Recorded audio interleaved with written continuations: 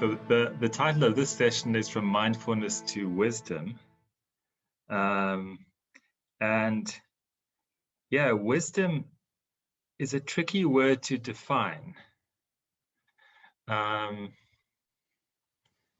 Wisdom in a kind of Western context often refers to a kind of wise old man or woman who's been through a lot in life and has learned a lot from experience, not just from reading books and intellectual study, but this person has really deeply learned from life.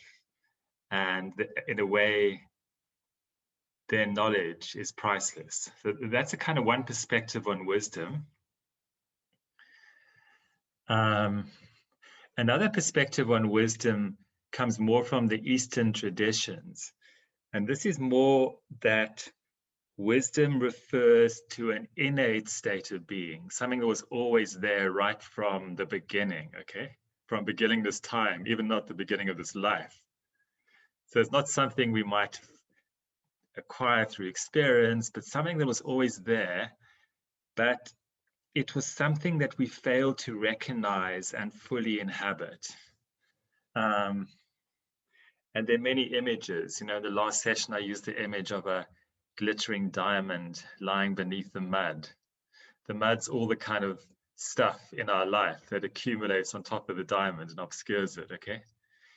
So wisdom here is referring to this innate state of being or awareness. And the thing about this innate state of being or awareness is that it was always totally fine right from the start, because most of us spend our life looking for meaning or looking for fulfillment, or God forbid, looking for perfection. And actually, right, there's something within us that already has that. And yet we've gone on a quest looking for something we already have, okay? That the term Buddha nature I used in the last session also applies here. So it's something we already have that we spend our whole life looking for until finally, hopefully not too far into our life, we realize we always had it. So that's my understanding of wisdom in the Eastern tradition. Now, Heather and I have been very ambitious because we're contemplating developing a wisdom module that is going to go in this direction, okay? Clearly, there will be crossovers between the Buddhist project I was talking about in the last session and the wisdom project, because they're both going to be touching on this area of the innate purity, the Buddha nature, what somebody in the last session called the eternal divine, okay? But I'm going to come in a moment to what we're planning. I was trying, while I was drinking my coffee between the two sessions, I was trying to kind of find a kind of simple way to summarize the journey of wisdom, okay? And this very much comes from my own experience of being a Buddhist practitioner in Tibetan Buddhism, going through the ups and downs of being on that path for a long time, And my sense is that when we talk about wisdom, we are also talking about the absence of wisdom, which is ignorance, okay? And when we talk about ignorance, what we are really talking about is a mistaken perception, like a fundamental mistaken perception about this life, okay? It's almost like a case of mistaken identity that we fundamentally got ourselves wrong, okay? Not in any sort of pejorative way, we got ourselves wrong, but we just mistook who we really were. Because we thought that this was a me here in a body that was growing up, acquiring all kinds of experiences, relating to a world out there, that is quite a complex world we have to navigate and be ambitious and have a career path and do things and maybe marry somebody and have a family, etc. So this is all based on the premise of a me in here and a world out there. Now, according to the perspective of wisdom that I'm touching on here that comes from Buddhism. This is fundamentally a mistake in perception, okay? Not to say that there isn't a me here in a body living a life and doing things, okay? So I'll come to that in a moment. But at a fundamental level, we've got it wrong, okay? And a lot of the teachings in Buddhism are, okay, we have to accept the fact that we have this fundamental mistake going on. So while we are under the illusion of this mistake, we've got to be really careful about how we think and how we speak and how we act, because all of this has consequences, okay? Because the mind is very powerful. And if the mind is laboring under a basic error, then that error is going to affect everything. So if we kind of, are very much driven by sort of greed and aggression and, whatever, this is going to kind of color the way we act and color the way we live. And the basic point here is that the illusion we are in is going to become a very dense one, a very big one. Okay, we're going to be very strongly caught in a very powerful illusion, partly of our own making because how we've acted, if you follow me, okay? So that's why in Buddhism, there's a lot of focus given to what's called the relative truth, the truth of, okay, let's accept the fact, guys, we've made a mistake. Now, until we see through the mistake, really watch out how you think and speak and act, because all of this has consequences called karma, and this karma ties you very, very strongly to the illusion you're in, the spell you are under. And this game doesn't end when you die, according to Buddhism. This game continues from life after life after life. Okay, so that's the whole thing of ignorance, the opposite of wisdom. Now you might ask the question, well, like, who am I really? If I made this mistake, like, where is the real me to be found? Okay, and to put it simply, the view of wisdom is that everything I experience, both internally and externally, is a projection of my mind, okay? Everything I'm experiencing, even, the trees and the birds and the things I hear and see, all of this is a projection of my mind, okay? And what flows from this is I'm in a continuous, vivid 3D movie that never stops, okay? Forget about going to the movies and watching amazing 3D movies. We're in, according to this view, we are already in an extraordinary 3D movie, okay? That never stops, it's continuous. Now, this is very much the view of shunyata, or emptiness.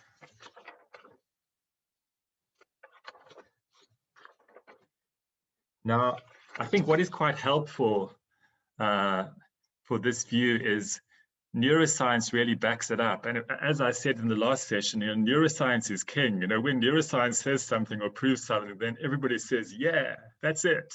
I agree. Okay. And a perspective on the brain coming from somebody called Anil Seth. He gave a wonderful TED talk called How the Brain Hallucinates Our Experience of Reality, okay? To try to put this simply, I mean, none of this stuff is very simple, so forgive me. His basic point was the brain is constantly predicting our reality moment by moment by moment, okay? And the brain is creating a 3D movie that we are living in. And it's making subtle adjustments moment by moment by moment, according to what actually happens. So his basic point was, you're in a 3D movie, this isn't what you are seeing and feeling and hearing isn't necessarily, we never kind of really know what's out there. All we know is that we are in this movie, okay? And it's based on prediction. So his view is the brain is like a prediction machine, making many, many subtle alterations to its prediction, its running prediction of 3D movie.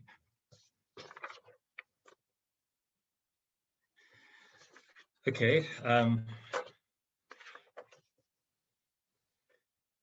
This is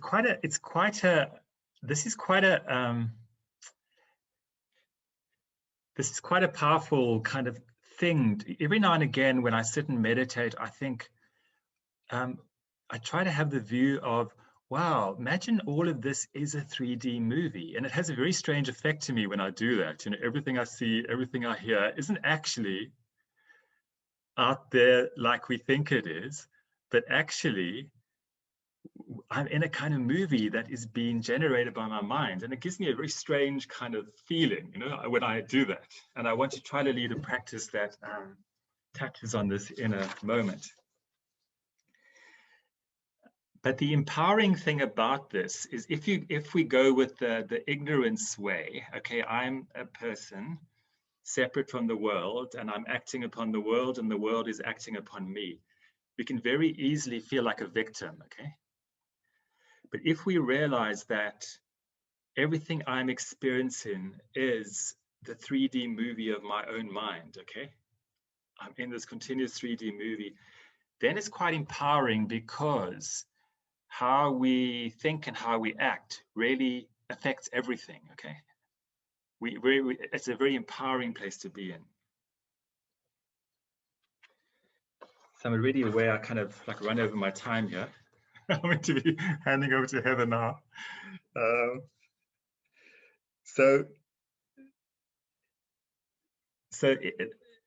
Wisdom is really pointing to this mistake in perception, and it's putting forward another view, okay? This different view that actually everything is a projection of our own mind. We're living in a continuous, extraordinary 3D movie, okay? Now, you could say that's the view, and how and why do we make that mistake? I mean, that's beyond my pay level, you know? Whatever that term is. That's like, God, I can't go there, you know? Maybe another time, another place, we can explore that. So maybe the practice is now, okay, how do we approach this? And the practice is just simply to recognize that things are not solid and real and external like we think they are, okay? Like, okay, so I'm in this 3D movie, and by nature, a movie is not solid and real like the movies we watch on TV. So what would it be if I actually approach things that they're not solid and real like they appear, okay? But they are occurring in quite a vivid way. You know, the experience is very vivid. And then all we do is just let the movie display on the screen of awareness, okay? So imagine that there's that awareness is the screen, and all of this continuous 3D movie is occurring, and all we need to do is just recognize it's a movie displaying very vividly on the screen of awareness, okay?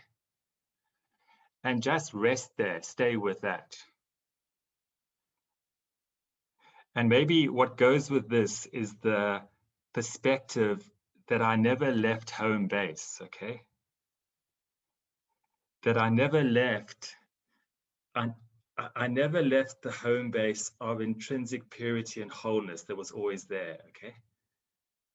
I made the mistake that I thought all kinds of things were happening and going wrong, but actually I never left home base. I was always in that place where everything was completely well and okay. And the only mistake I made was to take the images that appeared on the screen of my awareness to be solid and real, and I lost myself there, okay?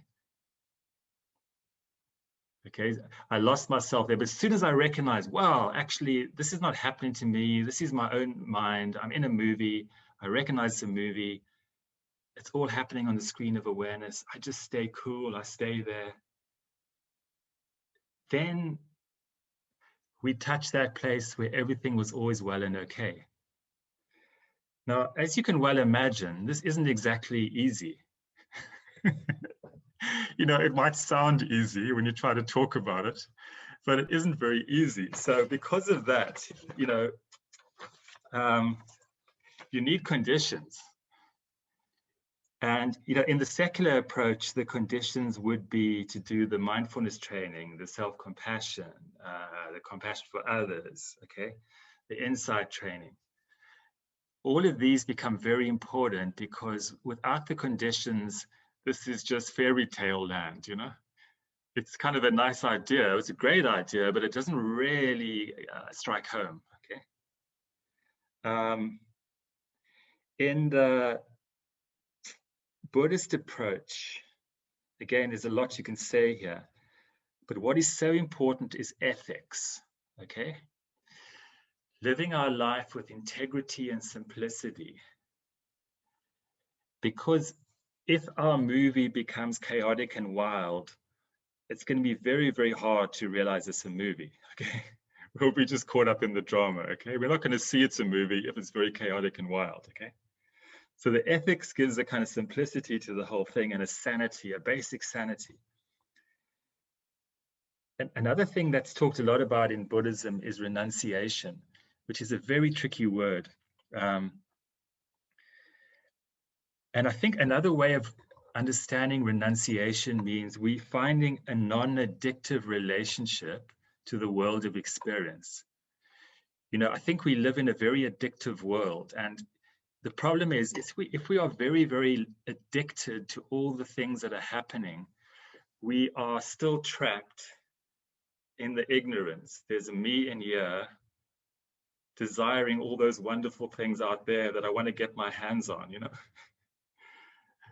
Hence renunciation is seen as important because it calms down the addictiveness, okay? And the other big thing that,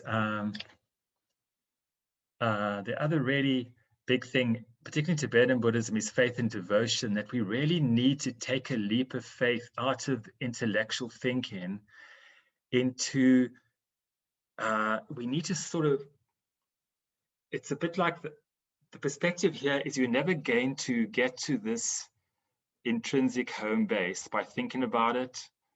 You're not going to see it, you're not going to hear it, you're not going to think your way there. You're going to have to take some leap of faith where you touch it with your heart, okay? And when you touch it with your heart, then it will come alive, and then, yeah, you go from there. So, yeah, these things are seen as being very important in the Tibetan tradition. But maybe just leaving you with one thing before I hand over to Heather. The relative, there was a great Tibetan teacher who said that our action needs to be as fine as a grain of sand, okay? That's to do with how we relate to the world we find ourselves in. It's got to be as fine as a grain of sand, but our view has got to be as wide as the clear open sky, okay? We've got to have this big vision, okay? My God, I'm in a 3D movie. I never realized this, how extraordinary, okay? Everybody else is, but at the same time, our action is fine as a grain of sand because you're really, really careful about how we think, how we speak, and how we act, because we know that this is going to result in a very different experience in this 3D movie, okay? Okay, heavens, here we go. I'm just going to hand over to Heather and I'll come back in a moment and try and do something else. Thank you, Choden. So I'm just laughing because we haven't really planned this session very well, so there is going to be some repetition, but I think it probably bears repetition. I think Choden, when it comes to this this training that we're hopefully going to put together, he's got the difficult bit pointing to kind of the home base, our true nature, whereas I'm sort of doing the easier bit, which is more the practical bit. So I've got another analogy for you, a bit similar to what Choden has already said. So this home base, this true nature, you might imagine it like a crystal jar with a diamond in it. surrounded by sparkling clear water. And this is our birthright. But sadly, the jar is full of mud.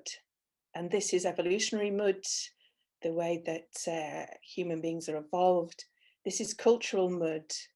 And it's also the mud of a lifetime of conditioning, sort of covering over the diamond and kind of mixed up with the water. So I get to do the easier bit, I think, of this training, which is about how we skillfully navigate this relative existence. And this will be a big focus of the training, because one of the things we need to do is avoid a spiritual bypass. So we really need to genuinely work on our issues, on our trauma, and on our wounding without projecting, without suppressing. So in our analogy, this would be like, getting the mud and putting a layer of plaster over and painting over to make it all look really pretty. But it's inauthentic and it takes us even further away from the diamond. And in actual fact, this is one of the reasons why Rob Nairn actually started with this mindfulness, compassion, insight, wisdom training, because he noticed many Buddhist practitioners that seemed to be kind of really able to sit for hours and hours in their practice and do all the practices, but didn't transform in terms of their own kind of spiritual and personal growth, because it's very easy to kind of fabricate a sense of spaciousness, to fabricate kind of what we think the water would be like if it was clear, to fabricate what we think the diamond would be like, but use it as a way to stay out of touch with what's really happening.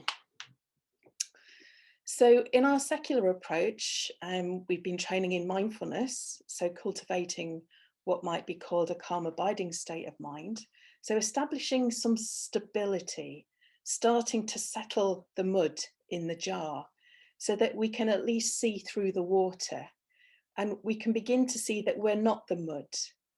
We can learn not to identify with our thoughts and our thinking, but we can see the mud as something that's not necessarily us.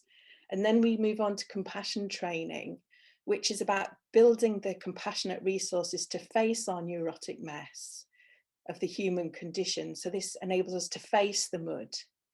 And then with the insight, we're learning to see through the mess, to see the mud for what it really is, which is a fabrication, something that's not real, and something actually that we don't have to buy into, so-called emptiness.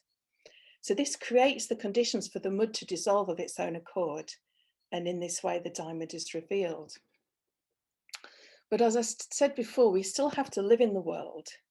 We still have to relate on a day-to-day basis to ourselves and interact with the world. So we need to have ways of skillfully navigating this relative until we recognize our misperception that Choden talked about. So how do we continue to settle the mud so that we can see clearly through the water? How do we create the conditions for the mud to dissolve so that there's just the water and the diamond and the crystal jar? So a key foundation is leading an ethical life, and that will be one of the focuses of our training. How do we move towards living a life of simplicity and sanity, a life of non-harm towards ourselves and also towards those around us? And Buddhism and other wisdom traditions give us indicators of how to do this. So avoiding negative actions, negative speech, negative thought, and cultivating positive actions, positive speech, and positive thought. And this is the basis of an ethical life. And we've already been building that through our training. So the first thing that we did at the beginning of the mindfulness was intention and motivation. And these are pointing us towards this direction of ethical action, but finding our own kind of set of ethics. And we've had kindness from the beginning and compassion from the beginning as an ethical foundation. But now we can look at that in more detail and apply that to our lives.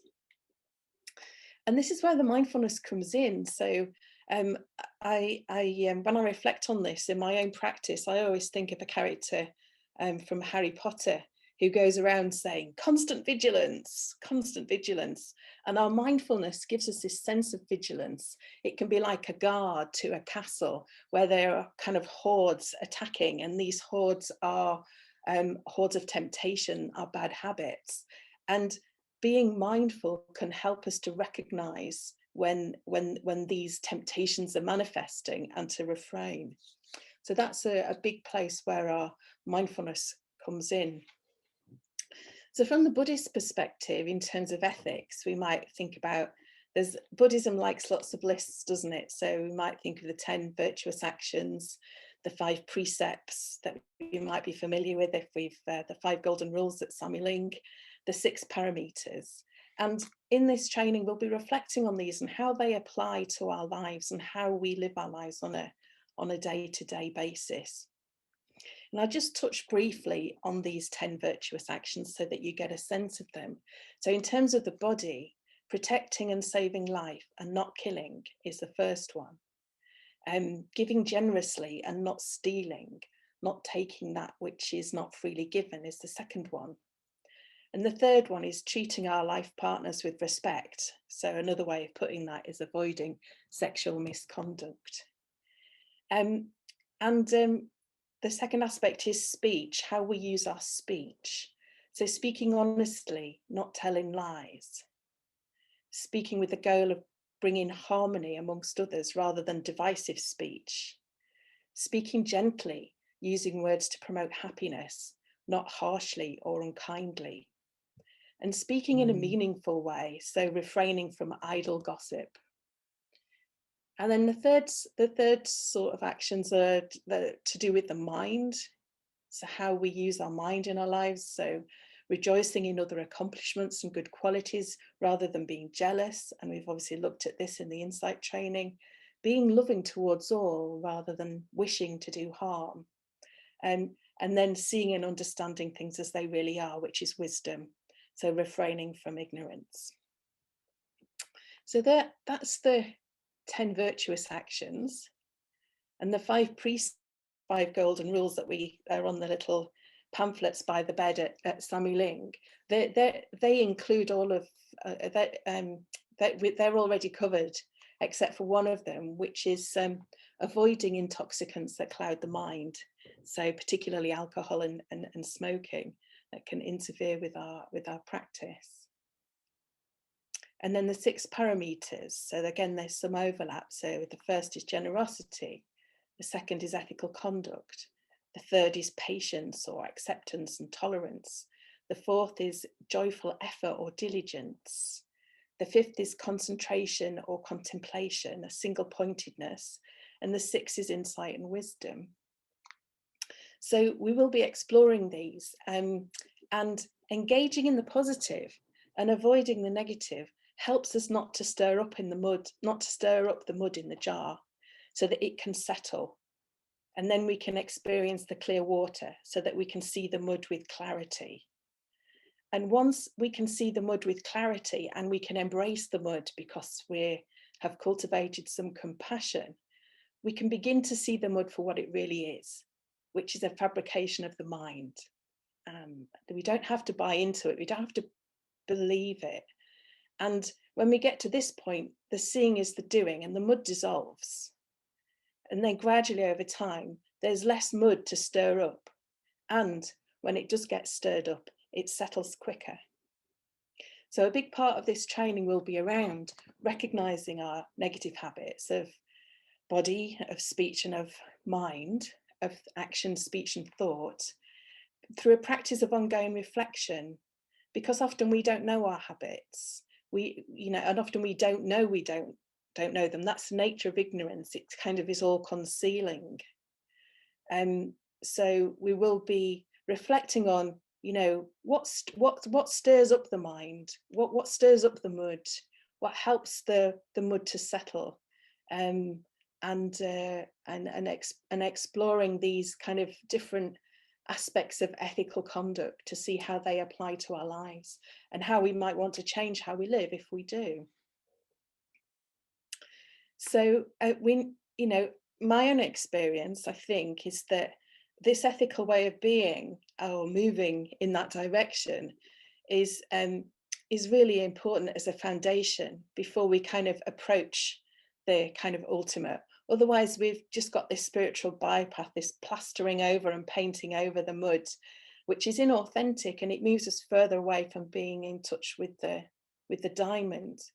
But when the diamond begins to be revealed, the door to ultimate truth can then open. And with that, I'll hand back to Choden.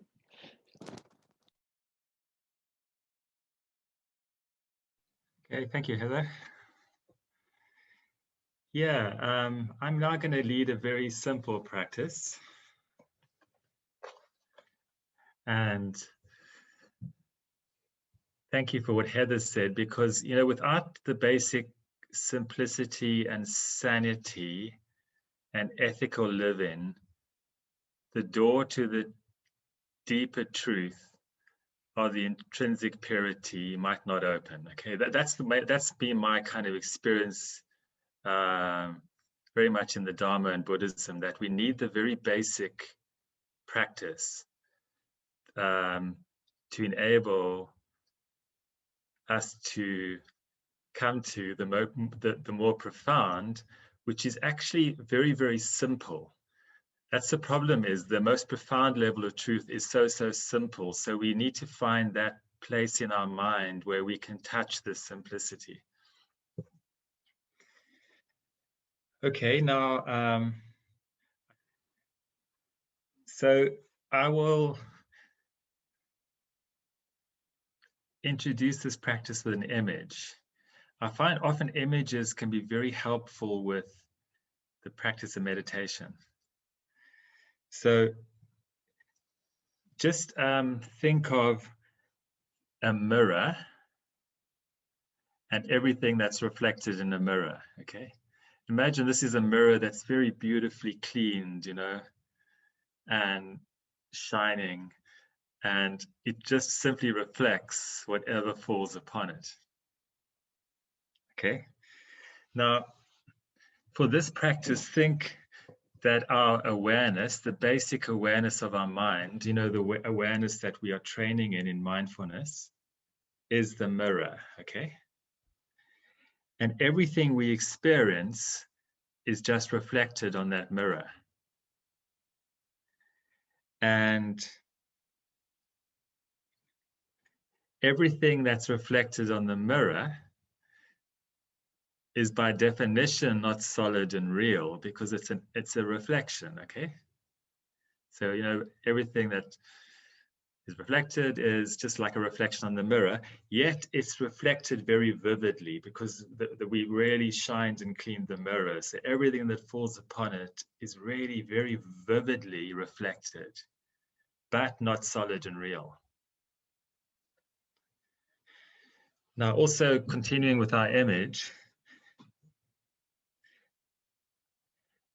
as you can well imagine, you know, if you've got a beautiful, shiny, clean mirror, even if dreadful, ugly images are reflected on it, it doesn't actually affect the mirror, does it? You know, ghastly things can appear in front of the mirror and it reflects them, but that doesn't affect the mirror. Once the ghastly image is moved away, maybe a beautiful image comes, or a neutral one, okay? So maybe the point here is, using that as an image, nothing detracts from that basic awareness, like the mirror, whatever might be reflected on it.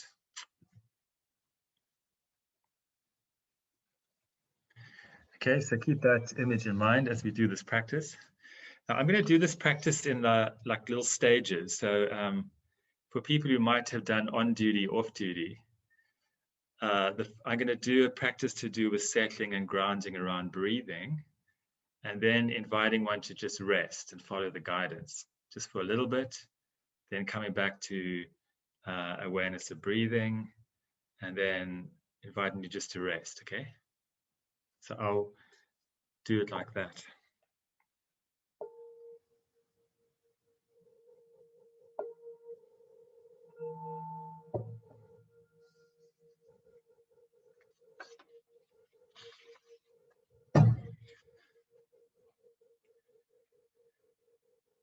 Okay, so begin by bringing your attention to your posture, sitting comfortably, lengthening your spine, sitting upright.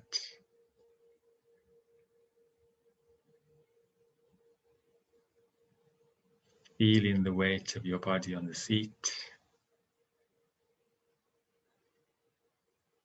Aware of how the vast earth holds you.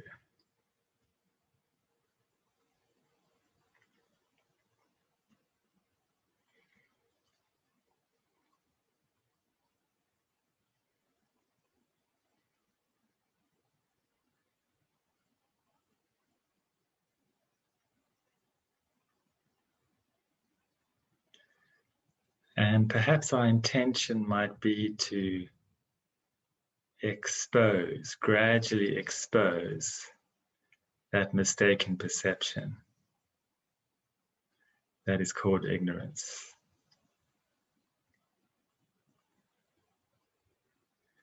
So we can find our way back to what you might call our true identity.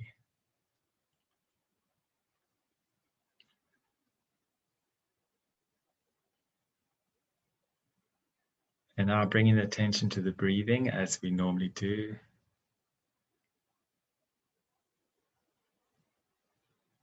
Slightly deepening the in-breath, lengthening the out-breath.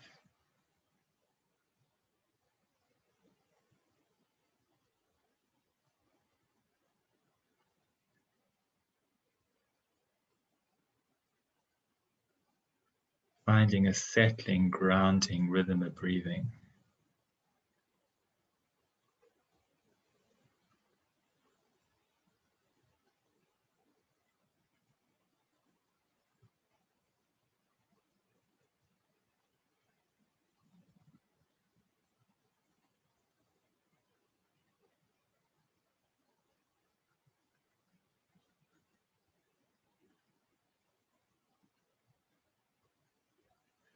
And now focusing a little more on the out-breath. Noticing that sense of release, letting go as we breathe out.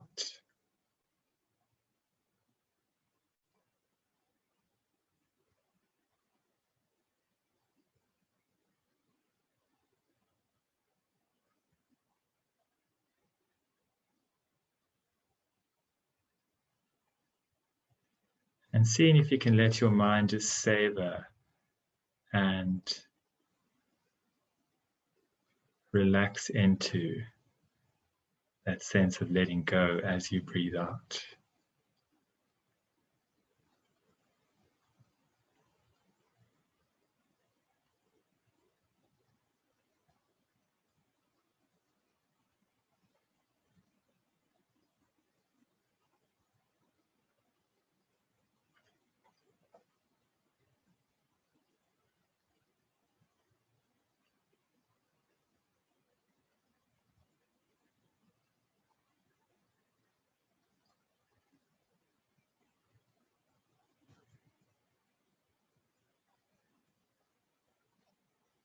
And notice how when we can relax into the breathing out,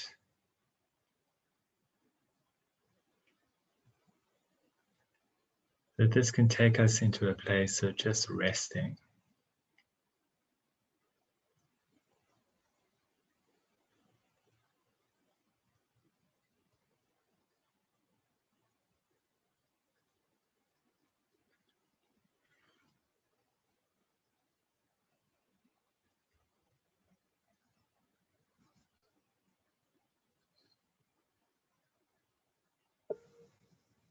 And now when I ring the gong, I invite you to just sit now, without trying to meditate as such. But see if you can have your eyes open with a soft focus.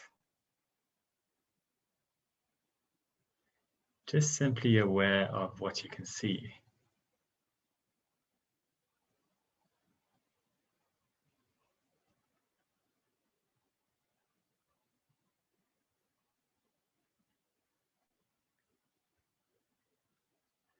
What would it be like if you were not looking at solid seeming things out there, but whatever you were seeing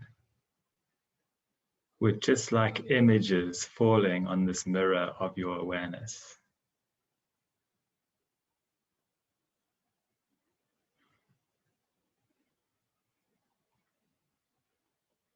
So instead of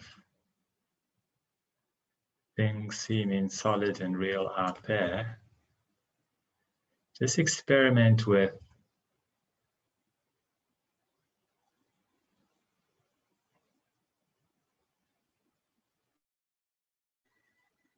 just experiencing whatever visual images are occurring as like reflections in a mirror, like your mind is a mirror.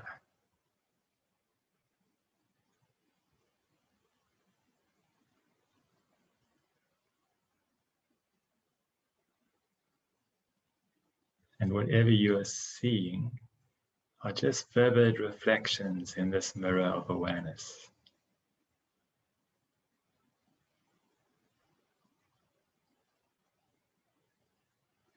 So it's like a subtle shift. It's not things solid and real out there. It's just vivid reflections falling on the mirror of your awareness.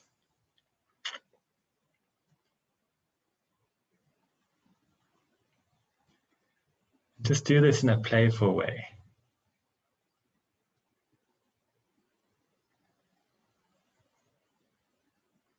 And also whatever sounds are occurring are not occurring out there.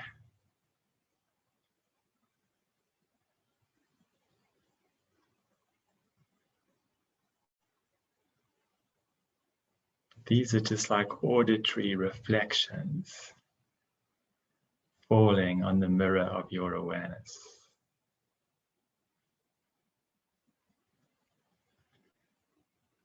So doing it playfully.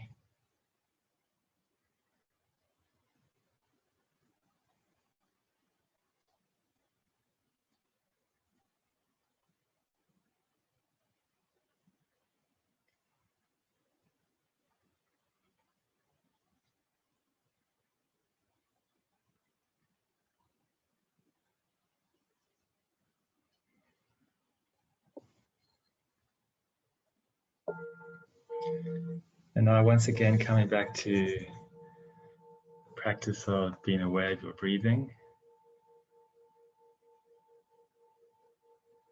Coming back to the body, grounding.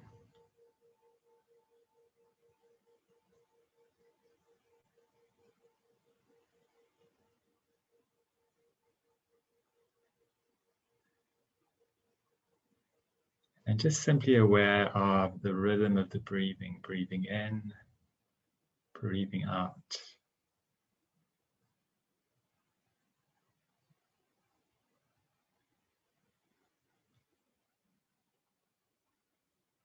Perhaps slightly deepening the in-breath, slightly lengthening the out-breath.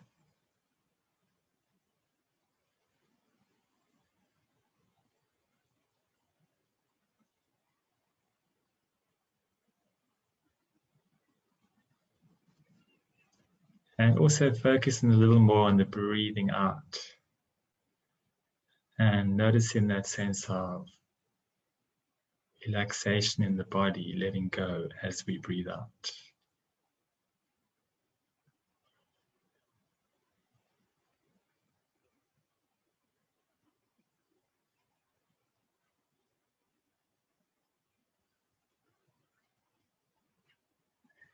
Seeing if the mind can learn from the body.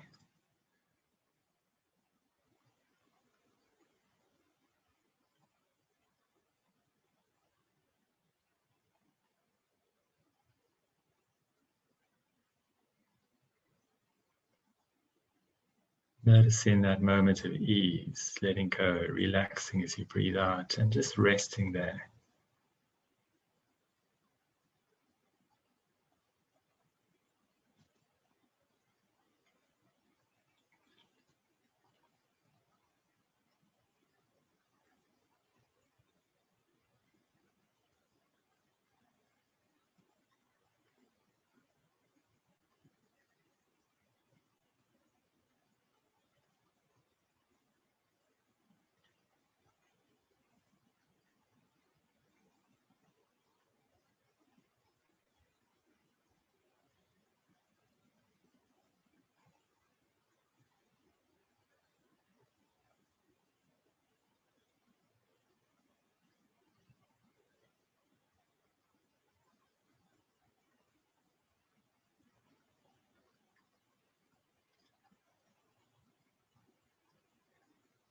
And now bringing one's attention inwards. Just aware of sensations in the body, aware of emotions you might be feeling,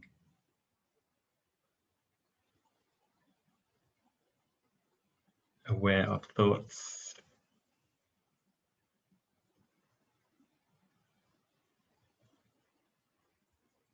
Staying grounded, staying connected to breathing. See if you can gently open to thoughts, emotion, sensations. Welcoming them, allowing them.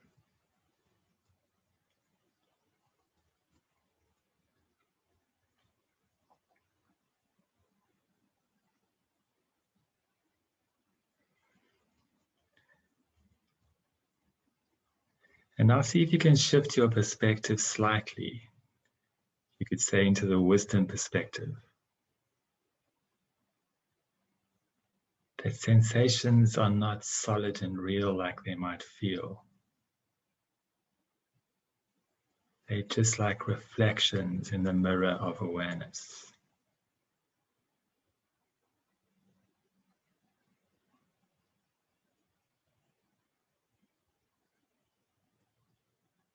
The acceptance is key. Noticing that sensations change moment by moment.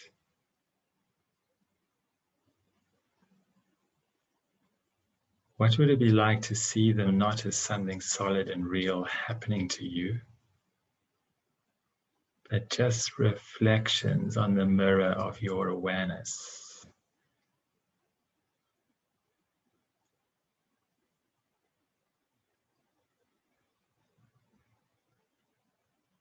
And just like reflections can't damage or harm the mirror, so even painful sensations don't harm the awareness.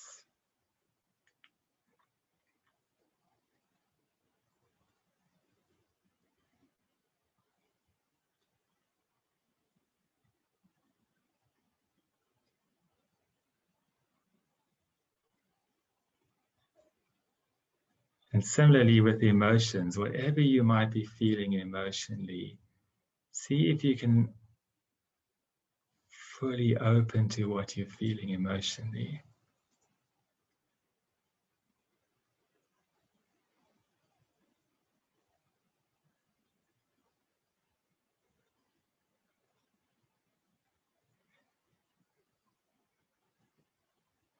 Accept it. And then shift to the wisdom perspective. These are not solid and heavy things afflicting me. They are simply vivid reflections in the mirror of my awareness. None of it harms the awareness. It's just reflected.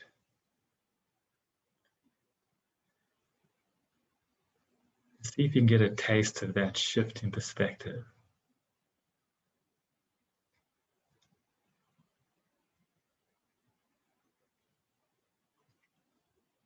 None of these emotions are solid and real like they might feel.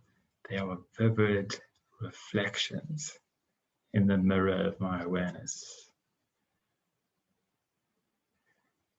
If I just stay here, relax here, all will be well.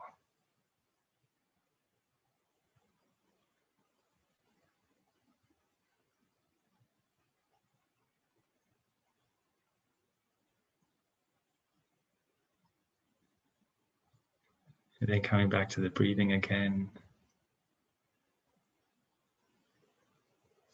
Coming back to an awareness of the body, resting on the seat or cushion, the anchor of our practice.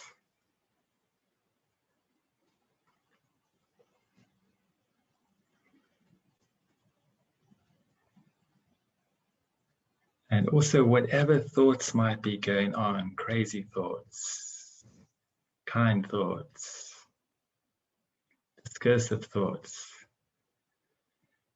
See if we can just accept them.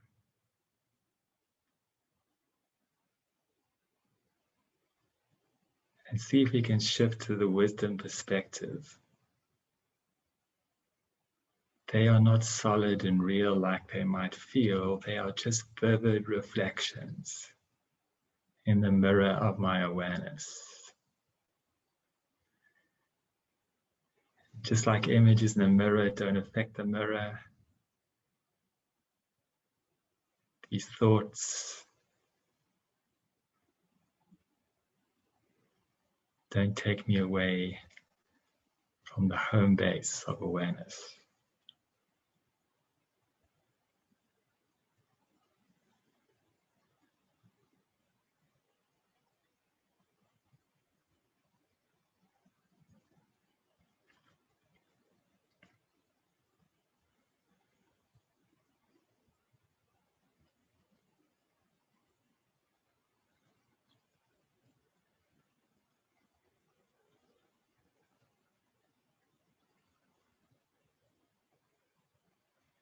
Staying with the breathing, staying with the awareness of the body resting on the ground.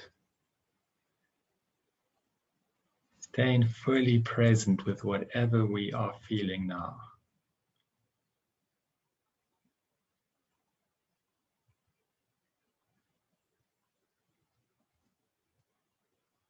But the subtle shift to the wisdom perspective means that none of what we see, nothing that we hear, none of the thoughts, none of the emotions take us away from the home base of awareness. They are like vivid reflections and adornments. And we just rest in this space smiling.